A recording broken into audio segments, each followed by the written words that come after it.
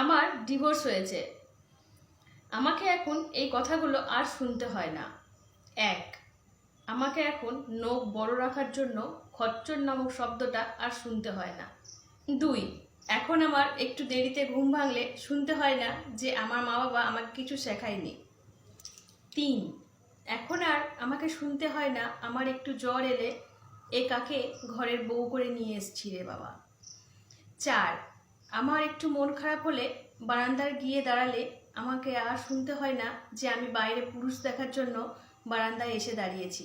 পাঁচ, এখন আমি না খেয়ে কারোর জন্য অপেক্ষা করলে আমাকে শুনতে হয় না যে আমি ঢং করি।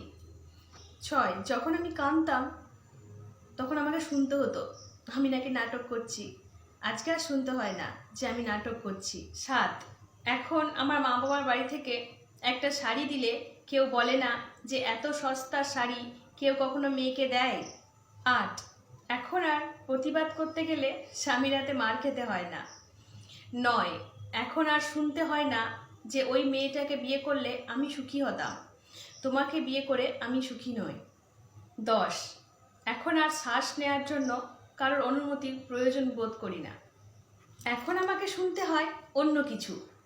1, আমি ভালো না তাই আমি সংসার করতে পারি নাই, এটা আমার দোষ। 2, আরও কিছুদিন নাকি আমার দেখা উচিত ছিল। 3, আরও কিছু আমাকে সহ্য করতে হতো, আমি নাকি ধৈর্য ধরিনি। 4, আমি নাকি একটা দুশ্চরিত্রা মেয়ে। অনেক সিঙ্গেল ছেলে আমাকে দেখে তাকিয়ে বলে, ওই দেখ একটা ডিভোর্সি মাল, চল পটিয়ে দেখা যাক। 6, আমার আত্মীয় স্বজনরা আমার মা বাবাকে বলে মা বাবার আহ্লাদেই নাকি আমি খারাপ হয়ে গেছি।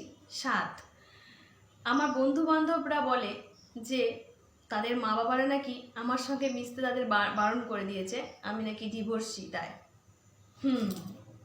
এরপর আমার প্রশ্ন। 1, কোথায় ছিলেন আপনারা যখন আমি রাত জেগে কাঁদতাম?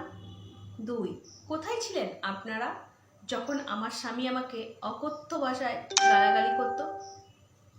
3, কোথায় ছিল আপনাদের সেই বিবেক যখন আমার গোটা শরীরে ব্যথায় আমি কাঁদতে কাঁদতে ঘুমিয়ে পড়তাম? সত্যি করে একবার বলুন তো, কেউ কি ছিলেন? সংসার ছেড়েছি, অন্যায় করেছি, আর যেগুলো আমার সঙ্গে ঘটে গেছে সেগুলো কি ন্যায় ছিল? এখন তো কেউ সচেতনতা দেখাননি, তবে আজকে কেন গল্পের মূল বিষয়টা আমাকে নিয়ে? কোনটা ঠিক হতো বলুন তো, আমি আত্মহত্যা করলে? আর যারা আমাকে জন্ম দিয়েছে তারা কি করত? আমি এই বেঁচে আছি এতেই তারা খুশি।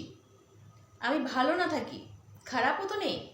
দয়া করে একটা মেয়ের সম্পর্কে আলোচনা করার আগে, তার দিকে আঙুল তোলার আগে সম্পূর্ণ বিষয়টা শুনুন, তারপরে তার সম্পর্কে যা বলবেন বলুন। বন্ধুরা, এই ভিডিওটা যদি আপনাদের ভালো লেগে থাকে একটা লাইক, শেয়ার, কমেন্ট করতে কিন্তু একদম ভুলবেন না, যদি ভিডিওটা ভালো লেগে থাকে।